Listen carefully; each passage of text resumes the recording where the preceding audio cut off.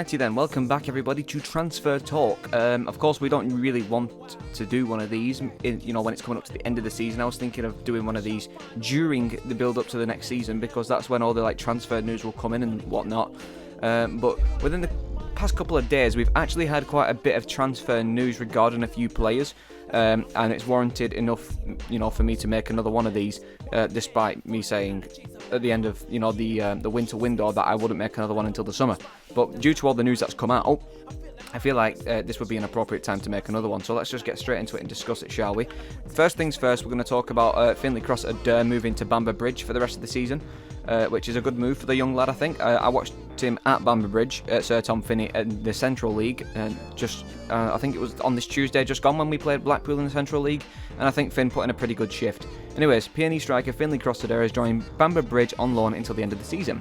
The youngster signed his first professional contract at Deepdale this season until 2024, and now heads out for game time at Sir Tom Finney Stadium. It is his first loan move of the teenager's career, and his challenge will be help Briggs secure promotion to the National League North. Okay, so of course Jamie Milligan's men are 5th in the Northern Premier League with 9 games left to play. 2nd to 5th compete in the playoffs, so Cross-Adair has the opportunity to be involved in a big finish to the season. This deal includes an option for Bamber Bridge to extend should they make those playoff places. He broke into the scene at PNE this season and has made 6 appearances for the first team in all competitions, all off the bench. On the loan move, Ryan Lowe said, "I spoke to Jamie Milligan and it makes sense. He was at the reserve game and watched him. Finley could have gone to National League teams, but then he would have been travelling up and down the country and staying away. That won't happen. He's going for 9 games to help them stay in the playoffs and get promoted. It's a local team and we want to help them as much as we can. We feel it good fit for Finn and Bamber Bridge. Finn will be monitored by us because he's a fantastic FA Youth Cup and breakthrough year really. He's made his debut and it's important that he continues that now for the pre-season." And I completely agree. Very happy for Finn to get his move out. Same with O'Neill as well, going to a different league. Of course, O'Neill's probably got a bigger loan because he's gone to a more well-known, wider league, you could say, than this National League. But I think this will do wonders for Finn, and I wish him all the best. Now, moving on, this is a player that I've given a lot of slack over the last couple of days, and that is Ben Woodburn. Ben Woodburn had an interview with Lancashire Evening Post, courtesy of Tom Sandals, I believe, regarding his contract situation and his future. So speaking to Lancashire Post, he discussed his contract situation, how he feels the season's going, his wait for game time, and this weekend's game against Coventry, which has already gone by. I think this happened like a week ago, but I wasn't going to cover it until now because of the rest of the information. So how do you feel the season's going so far? It's been good. It's been good to get involved in a lot of games. Obviously, we're getting back into a bit of a form, so hopefully we can end the season well. There were a lot of games quite fast, and when you're not playing amazing, they can kind of come too fast, but we're a decent little run now, and hopefully we can kick on from here. We have a good working team and a good team spirit. I think that's what got us back onto the right path. We've just got to kick on and try and carry that on for the rest of the season. You've been in and out of the team this season. How's that been for you? I've just got to be ready for every opportunity that I get. Whether I start or whether I come on, I've just got to try and make an impact. The other lads have played really well this season. I've got to try and make my mark when I'm on the pitch. Your contract runs out in the summer. Has there been any change on that front? Not as far as I'm aware, but there's still a bit of time and hopefully we can get something done before the end of the season. Would you like to stay? Oh yeah, 100%. I'm enjoying it. It feels nice to be part of a team. I've been on a lot of loans and you can feel like you're in and out and you're never going to be staying there. So it does feel nice to be part of a team playing a lot of games this year. My contract does run out, but hopefully if we can get it done, it could be a lot more than a year. That's what I really want to do. I've been so focused on the league, I've been trying to play well, and then hopefully we can get something sorted. Obviously the club will have the options as well. You play Cardiff at the weekend, what do you expect? It'll be a tough game. From when I remember, the away game was a pretty tough game, so it'll be interesting. We're at home though, so we'll be back to ourselves to get a good result. We'll back ourselves to get a good result, It's how it is at the minute. It's going to be fast and there are going to be a lot of great games, so we've got to be ready and everyone has to be prepared to make an impact. So essentially he wants to stay and he knows he has to make an impact to stay. However, he's not making that impact. I thought he didn't play very well against Cardiff at all. I thought he was probably the worst player on the pitch, and that counts as subs as well. And then regarding previous games he has played in as well, I really don't think he's been that great. He's one of those players that will carry the ball and he'll carry it as long as he can, doing some strange footwork, but he won't bring it as far forward as he knows he can do. His best game was, of course, Blackburn, and that was the only game where he's netted a goal, I believe, in the league. And he was just overall pretty good in that game, but in every other game he's just been relatively poor. And I've not really cared to see him on the score sheet. As a matter of fact, I've dreaded to see him on the score sheet, the team sheet, if he is on the team sheet. So I'm hoping he can prove me wrong in the next coming weeks to see if he's got potential. As this breakthrough Liverpool wonder kid that has massive potential, I'm really not seeing it. So unless it's because he doesn't suit our style, or he's just not clicking with it, or he's just not all there, I have no idea. I do feel for him because he seems like he seems like a genuine bloke who just wants to get in and play football again. That's what footballers want to do. But at the same time, if you're at the club and you're not really contributing too much to the club and you're just nicking a wage, then it's gonna impact the fans' thoughts on you, because at the end of the day he's not really doing too well. So I'm hoping he can change that and prove us wrong. Troy Parrott's another one that caught some fire at the start of the season, based on the fact that he played very poorly. And after he eventually did score against Norwich, he obviously he injured himself and he was out for a while. But coming back onto the scene, he's scored a penalty and he's been playing some decent football. So let's see what we've got to say regarding Troy Parrott, as he's unsure on Tottenham Hotspur future. Right, Preston North End lone striker Troy Parrott isn't overly sure what the future holds for him at Tottenham. The Republic of Ireland man is back fit after a serious hamstring injury that ruled him out of action for around 4 months. He scored 3 goals for Peony this season in all competitions, that is, and has 11 games left of his Deepdale spell. All Parrott's focus is on performing as best as he can for now before heading back to the Premier League club this season. I'm not sure, said Parrott when asked about his next step. I hope I have a future at Tottenham. I've always said that's where I want to play, but we will see how the end of the season goes. Then take it into the summer and then take it as it comes. I think it's too early to say whether I'd like another crack at the Championship.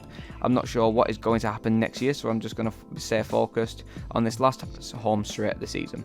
The 21-year-old spoke to the press the morning after the Spurs Champions League exit against AC Milan. Parrott hasn't followed Tottenham's season religiously given his move to PNE, but he did watch the second leg and was disappointed with the outcome. There remains uncertainty over Antonio Conte's future at Spurs, but Parrott hopes the Italian is still around by the time he heads back. Yeah, it is. The AC Milan game wasn't great, and the red card didn't help either, so it was a tough night. Obviously, I watch the games and stuff and hope that they do well in every game, but in terms of keeping a close eye, not really. I am here. I spoke to Conte for a little bit before the PNE vs Spurs game, just about the injury and stuff, which was good. It was nice to catch up. I think he's a good manager. Ever since I've met him, he's been really good and tried to help me. Parrott was back in the starting 11 for last weekend's goalless draw at Watford. The Irishman was involved in the biggest moment of the day when Hornets defender Ryan Porteous escaped a red card for scything Parrott down as he looked to run through on goal. That coupled with the unspotted runs he made on the day made for a frustrating afternoon. He has put the game behind him though, and he's staying in positive for the running. I was just trying to make runs to try and get in behind them and get some good chances, said Parrott. To be fair, on the day the balls wouldn't come, but it's not an issue. I think we played really well as a team, picked up a good point. It's always better when you're picking up results as opposed to losing. I think we just need to keep the performances going until the end of the season and see where it takes us. I want to try and score as many as I can before the end of the season and help the team in that way. We've not lost in the last 4 or 5 games, but I think we have to try and turn those draws into wins, and that's correct. If you want my personal opinion, I really don't think Parrott's going to have a successful future at Tottenham if he does have one there. I think Parrott would belong more in a smaller Premier League side, or he could stay in the Championship for another season or 2. Whether or not that's with us, I am not sure.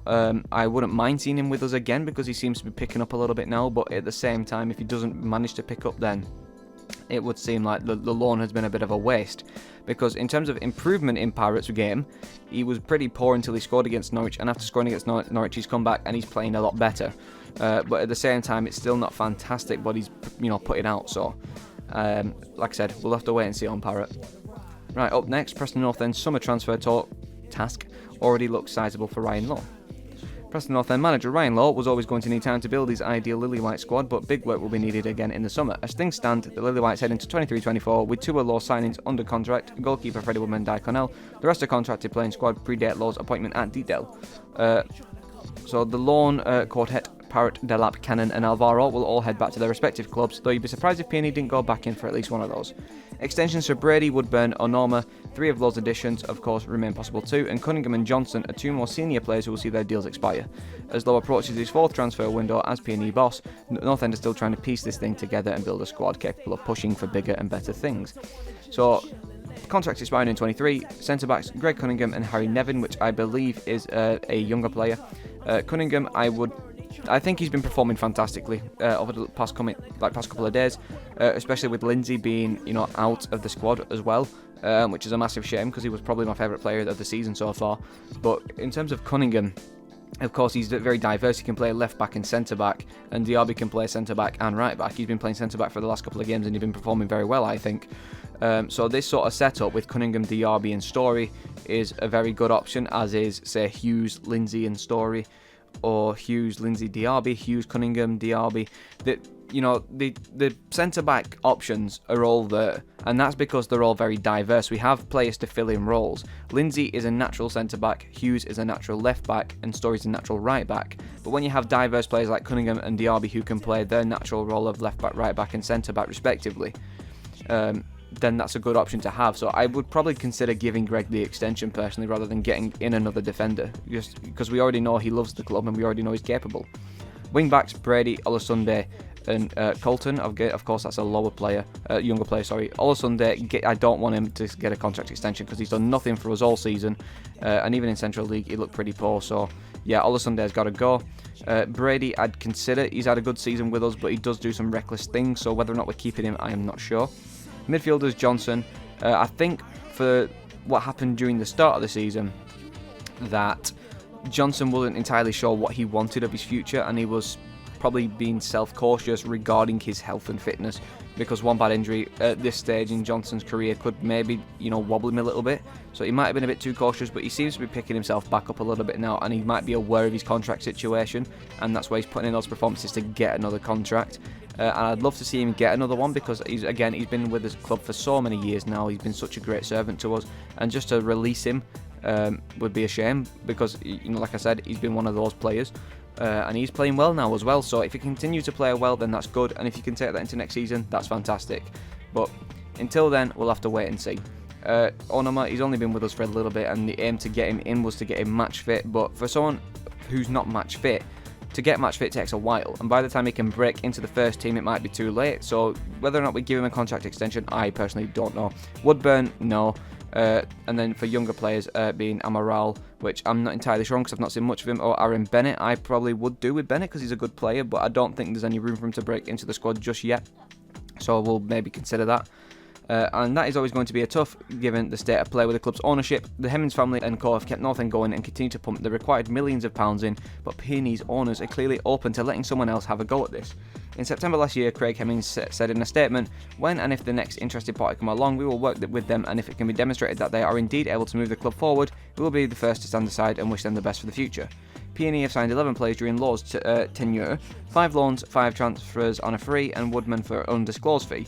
All of those signings have come from domestic leagues. North End are approaching the stage of the Law era where the academy players kicking on and pushing the first team would provide a huge boost for all concerned, but time will tell. Contracted players beyond 23 is Woodman, Cornell, and the younger keeper, Predic, however you say that. The centre-backs is Hughes, Bauer, Diaby, Story, and Lindsay. Bauer's not really had a chance to break in, and I've completely forgot Bauer was even with us, to be honest. So we have at least 2 centre-backs, 2 left-backs, and 2 right-backs at the moment in time, but then 3 of those can play centre-back. So I think our defensive options are pretty sound and solid. Wing-backs, we have Potts, Siri, and Slater. Of course, I'd like to keep Potts, he's been doing well. The 2 younger ones I'm not entirely sure of. And then midfielders, we have Whiteman, Brown, Ledson, McCann. And then we have Lay and Mawene. But again, these 2 younger ones I've not seen much of. Noah looks pretty good. Whiteman, of course, one of our better players. Brown's been really good for us recently. Ledson's been slipping off, but he's only just recently got a contract renewed. So, yeah. And then McCann, of course, he's out for the rest of the season, but he's one of our best players. Strikers, we have Reese, who's contracted until beyond the summer of 23, of course. Evans, O'Neill, and Crosser-Durr. I'd like to see all of these stay on, but if I was to choose to get rid of one of them, it would either be maybe a Crosser-Durr or a Reese, based on the way that Ched has been this season, because Reese, what Reese can't do, Ched can do, but what Ched can't do, Reese can do. So, yeah, I don't think Reese has been at his best this season, and it's a shame to see him injured, but at the same time, you've got to get your act together. Now, the goalkeeping department was a major priority last summer, but that looks like it's in good hands now. So that is something we don't really need to worry about. If a sizable offer were to come in, North End would struggle to turn an attractive offer down, and that's regarding Woodman. He's been linked with Rangers, and as far as I'm aware, he was also linked with Leicester and another club. So that's speculation at the moment, and if we do get rid of Woodman, I think that's going to be a very poor idea. Don't get me wrong. Don't get me wrong. To get some good money from a player would be very good, because we do need the money, but at the same time, if you're getting rid of our best player and a goalkeeper that's proven himself to be one of our best assets, and you've only had him a season, it's going to be a bit silly. So I personally wouldn't be getting rid of Woodman. We need him. The recent form of DRB bodes well as the heart of the defence, while Jordan Story and Liam Lindsay will likely be regulars again next season. Left centre-back, however, is an area of the team with some uncertainty surrounding it. Cunningham in the main has done a solid job, but he's out of contract, while Hughes has suffered a fair few injuries and setbacks over the course of the campaign. Bauer is tied down until 24, but may well wish to seek a new challenge given his lack of minutes. As a collective unit, Law's backline is tough and organised, but lack the ball-playing ability to turn North End into a free-flowing side. I do think that's slowly starting to change itself, but at the same time, yeah, we'll see. Right wing back has not been addressed in the transfer market for 2 years, so that remains a priority this summer. Josh Seary is promising young talent down that side, but only finishes his scholarship this year and is yet to debut for the first team. In addition, on the opposite flank will be needed too, unless Fernandez is sent back to P&E by United and Brady has his deal extended. Jacob Slater is another one of the club's promising young players and will be looking to kick on over the next few years. 4 senior pros, Alan Brown, Ben Whiteman, Ali McCann, Ryan Ledson, mean that central midfield, has a central platform in place. Onuma and Woodburn could add competition there with extensions, but it's academy lads Mwene and Lay who provide the depth at present. Up top, Reese will be back from injury and Ched Evans is tied down until 24, so P&E will likely find themselves in the hunt for at least 2 strikers this summer unless Mikey O'Neill and Crossadere really plunge themselves into the first team picture. If you want my opinion on this, I don't really think Alvaro's in any position to be breaking in to the United first team, so to have him sent back would not be a surprise to me, and I'd love to have him back. In terms of other players that we have on loan, for example, Cannon, I'd love to see him back. Delap, I've not seen enough of to want him back, and Parrott, I've not seen enough of to want him back either. So if I'm going to pick 2 of the 4 loanees we have, I want Cannon and I want Alvaro. Simple as that. Now, the Everton transfer report comes out as no surprise given Preston North End story so far. It's already reaching the stage of the season where you start to wonder what's next for Preston. The Lily Whites occupy 12th place in the Championship, shocker, well clear of any relegation trouble for now, but in need of a remarkable run of form to plunge them into the playoffs. So the summer and its preparation for the 23-24 campaign naturally drift on the horizon. With that comes P&E's 4 loanees, who I've just discussed. Liam Delap. It remains to be seen what the future holds for the young quartet, but there is already a suggestion in the press that P&E are keen to take the latter back on loan next campaign. And those reports regarding Cannon shouldn't come as a huge shock to anyone. The Everton loan man isn't exactly torn it up like Cameron Archer did, but manager Ryan Law thrust him straight into the starting lineup and has stuck by him ever since that full debut against Norwich. In truth, Archer set the bar sky high for young lone strikers, and those boots were always going to be extremely difficult to fill. Cannon has hit the back of the net once in Preston colours, now twice, and he'll be disappointed not to have more. Good chances against Luton and Bristol have gone begging when you take into account the striker is on his first senior loan move. There's plenty to work with, his commitment on the pitch is never up for debate, and there is a tidiness to his game. Cannon is very clearly still raw, but the Everton man hasn't looked a fish out of water by any stretch. A willingness to do the dirty work is useful with the pace to back him up. His finish against Wigan was exceptional, and even with the opportunities that haven't been taken, Cannon has shown sharp movement and struck the ball cleanly. There is the graft and grit from him required in the Championship, and the 20-year-old comes across as tough, confident and mature character beyond his years. There's a good head on Cannon's shoulders, and he's spoken very highly of the coaching staff on board at the club. 3 lone strikers in the building isn't ideal, but January called for P&E to act and get bodies in following the injury to Reese. The Dane will be back next season, but there will be a couple of forward slots for North End to fill, no doubt. Everton's precarious position near the bottom of the Premier League will have a big say, but Cannon, all in all, on Preston, is all in on Preston until the end of the season, and that's all supporters ever want from a lone player. Now then, unlike the pursuit of Archer, a return could be well more realistic, and that's what we're all hoping for. If Everton get relegated, I have a very strong feeling that they're going to recall Cannon and they're going to want to use him, because you're being relegated to the Championship from the Premier League. That's obviously a big blow, and if you're a club as big as Everton, it's an even bigger blow. Whereas Everton need a striker. It's clear as daylight they need a striker, and Cannon is proving to be someone for us, someone that we could also use. Everton will probably want to use Cannon in the future. That's why he's out on loan, to develop him. But he could be double useful for us because we're in the same predicament. So if Everton stay up, and they stay up by a decent margin, I'd probably suggest that we have a chance to get him back. Whereas if they are staying towards the bottom of the table or they get relegated, I don't think we're going to be keeping him. So I'm praying that we do keep him and Alvaro, but we'll see. And finally, as a last little bonus, let's talk about something Alex Neil said regarding his Preston exit. In his latest pre-match conference, he was asked to reflect on his work so far. That led Neil to bring up his previous jobs in management and how they compared to his current challenge at Stoke. Neil assured after the P&E game earlier this season that he made peace with his exit a long time ago, but his belief at where things went wrong still remains. I think every job you take is different. The jobs I have had in the past, quite a lot of them, have been jobs where they are looking for instant success, in the fact that it's squads which have been put together with the hope of going out of the league. Where they've come down from the Premier League and expect to go back up, apart from probably Preston, where I obviously built a team over a number of years. Then one of two things happen in that respect, in the fact that you either continue to build and you become better and then you get out of the league, or you sell your best assets, and ultimately that is what ended up happening there. One of the key reasons I took this job was that this was a different challenge for me to take on. There's been a team that has been consistently in the bottom half of the Championship for a number of years, and I'm a big believer that if you get the process and structure right behind the scenes, I think then transfers itself on the pitch. I think there have been huge developments made on and off the park in the 6-month period, which I know is a long time in football management these days, but it's not if you are trying to change the culture of the club. I think we are making progress, and come the summer leading into next year, I think there will be a lot of optimistic, and there'll be a lot to be optimistic and excited about. So of course the key thing that we want to say here is that Preston is an exception where we were a club wanting to go up rather than go up from going down, and in that, like he said, in that respect, you either continue to build and you continue and eventually get out of the league, or you'll sell your best assets. And that's what happened at Preston in Alex Neil's time. And of course, that is what happened. We sold a lot of good players while Alex Neil were there to get some funds back from it. But that proved to be a big weakness, as it, the performances were rattled. Because as we all know at this point, that Alex Neil's second season, we finished 2 points outside of the playoffs. Come the next season, we sell a few of our best assets. The performances get shaky. The run doesn't look so good. Alex Neil gets sacked. And of course, that is a massive shame, and I'm hoping it's something that doesn't happen to Ryan Law, because I don't want this boy to bring in all these lads to play for us just for them to get sold in his second, third season and then get sacked because he doesn't have anything to work with. I'm a firm believer if we kept Alex Neil and we stuck to what Neil was trying to do, we probably would be in the Premier League this season or next season. I really do think Alex Neil could have been the man for the job, but in terms of what's going on now with Neil at Stoke, I think he might have a good future there, despite their position at the minute. But again, it's a tough challenge for Neil, and when it comes to Ryan Law at Deepdale, I'm really hoping he does have a future with us, because I do like him as much shit as he talks.